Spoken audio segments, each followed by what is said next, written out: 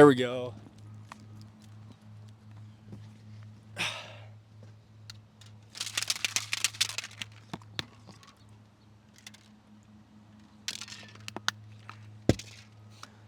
The point of faith is that it must be tested. Without equal and opposite reaction, nothing good will ever take action, right? I don't know if that even makes any sense, but I'm trying to keep these minimally edited. So if I say some stupid things, forgive me. I just want to jump in on this concept because I feel like my whole entire life I've understood faith as this idea. Faith is believing in something you cannot see or that you haven't received a witness of yet. But actually, my definition has shifted a lot, obviously through study of the scriptures and through experiences, and honestly, funny enough, through a simple challenge of just posting every day for 100 days on Instagram. I've realigned my ideas of faith which is funny, as a faith self-improvement creator, a faith-based self-improvement creator. Which, by the way, if you guys are tuning in for the first time, welcome. My name is Gabriel Bowman, and I hope you guys find some value here. But I just want to jump in and just say that the next big definition of faith that I kind of started to get myself attuned to was, or I guess the next teaching of faith was that you receive no witness until after the trial of your faith, until your faith is tried. And then finally, I kind of wrote down this quote, August 12th of 2026, this idea, this revelation I received, which was that the point of faith is that it will be tested. And I think that's what we mix up. Because so often we start something, and my story is like literally I wanted to post every day for 100 days so I could, because I was told I could sell my app, I could build my personal brand, I could build my YouTube channel, I could build all sorts of things, build an Instagram, whatever, right? And I took that very seriously, and I got to about day 35. And I'd been so consistent, and it almost seemed like all the analytics were pointing to the fact that things weren't growing, but actually the analytics were showing me that things were getting worse. And I was like, dang, this is starting to feel like a scam. Like, I've been doing this all, I've been pouring my soul out into this. And I felt the same thing with YouTube. I've been working on YouTube for 3 years, and I haven't seen like a crazy ton of progress. And I'm not trying to like get sympathy or anything like that. I love my life. Things have been great, and it's both. I think just the entire idea of creating content has changed my life in more ways than I could ever even possibly express. But I had realized that sometimes when you start something new, it's not exactly what you expected it to be. It's not exactly what you planned, right? Things don't always pan out the way you thought they would. And it was hard for me to recognize and just kind of like get that through my head. I'm like on day 36 out of 100. I've got, I don't have that many days left. 36 days flew by super fast. And I'm trying to figure out, how is this supposed to work? And I know that you're supposed to just keep trying things and like, if something's not working, then obviously you got to switch gears. And that's what I was doing. But then it all had kind of just clicked. Like, this is it. If I want to see success, if I want to see the growth, if I want to reach this main goal, which clearly I'm committed to, because I would not have stayed this consistent for 3 years straight if it wasn't something I really, truly, deeply desired and wanted in my life.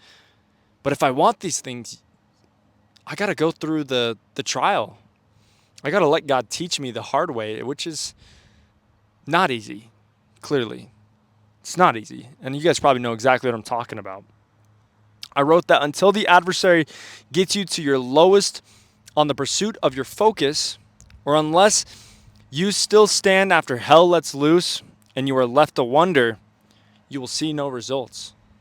Unless Satan just throws everything he's got at you, you don't get to see anything. And again, so many people fail to this. They fall to this temptation just to quit because it didn't pan out the way they thought. So many people never even reached a point where they could be proud. I can tell you there's been fruits along the way, overall it's been like 3 years of absolute misery interrupted by brief moments of undescribable joy.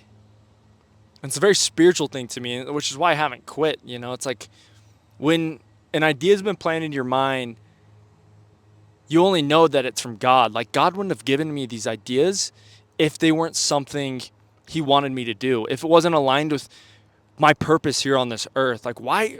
A lot of people ask those questions, like, what is the purpose of life? Why are we here? Why are we doing what we're doing? And I believe that it makes sense why most people would be so confused as to who they are and what their purpose is, because all of us chase the same system. We all do the same thing as the next person. We do everything our parents tell us to do. And I'm saying that's, honor your father and mother, right? You should do everything they should tell you to do. But at the end of the day, you also need to take action upon your dreams and your goals, because that's just like little bits and pieces of hints towards what God needs you to become. Like, you aren't meant to just work a 9 to 5 your whole life. There's something more you need to be doing. Like, no one's purpose is to just clock in, clock out, and do this every day until you retire. That's nobody's purpose. And I have a huge problem with the system that we live within, because I do feel it takes away from divine identity in so many ways. And I think it allows us to cop out of the divine responsibility side of things. I wrote next, and this is like a question, after all these hardships that you've been through, after all the struggle, the pain, the misfortune, right? The unfortunate events that have taken place on your path towards, or acting in faith towards your dreams, your goals, or your desires. After all of that, after all that has happened, do you still believe? And I can confidently say that that's the test, right? That's the test to see if you actually do have faith. Because I've been left wondering if I have faith sometimes. I've been left wondering if I have faith sufficient. That's the final test, though, is if you still believe after all of those things have happened, after all of the hardship, after all of the trial and pain and guilt and sorrow and misery. I think it's a pretty good indicator that you've done everything you can and you're worthy of whatever God has to give you. But when does the suffering stop? When does the misery end? Well, it kind of depends on God and his plan for you, how big he sees you becoming. To think that we do submit to this mundane way of life, that we never seek to be more. I just can't get into the minds of those kinds of people. I don't know if you guys feel the same way. I just can't understand why people don't do more with what they're given. I don't understand it. I don't understand how people have created so many excuses on their path to success that they ultimately never even begin. I don't know, guys. Faith's a very interesting thing, and you guys feel free to let me know, like, what you thought, some of your impressions, some of your ideas on what faith is and what it can bring you to in the comments down below. I'd love to hear. But my honest opinion is that the entire purpose and point of faith is that it will be tested.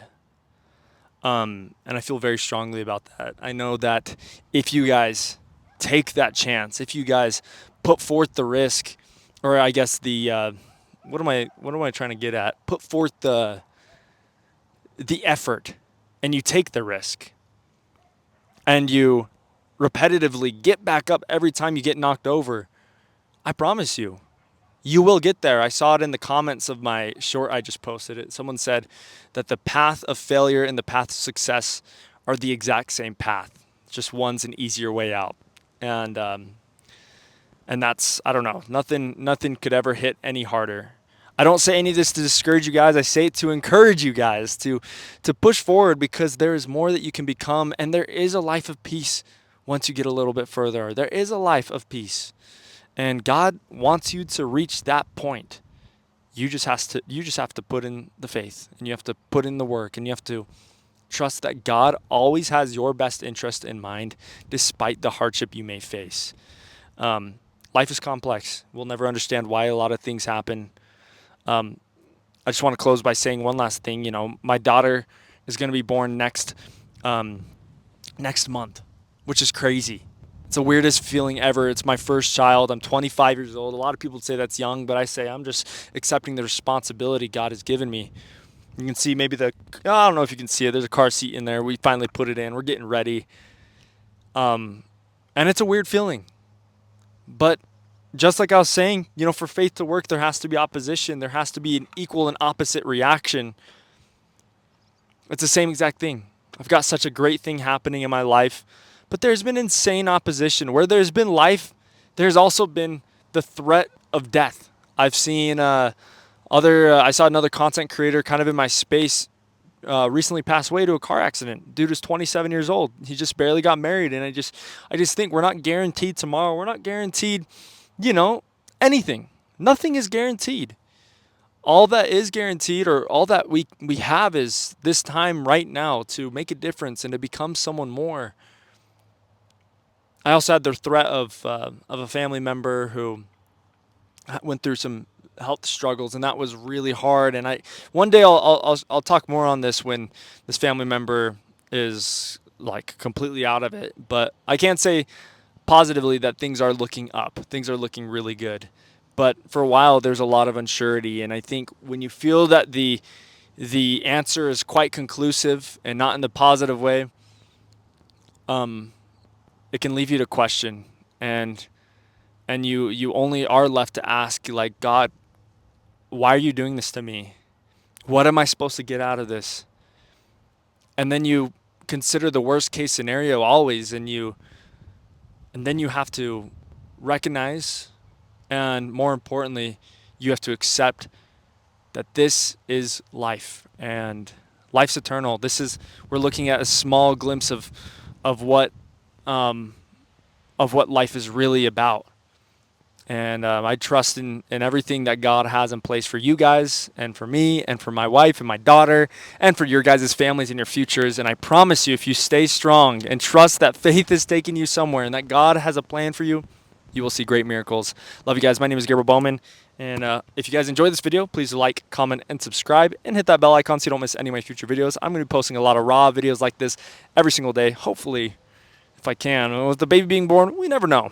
But I'll see you in the next video. Bye.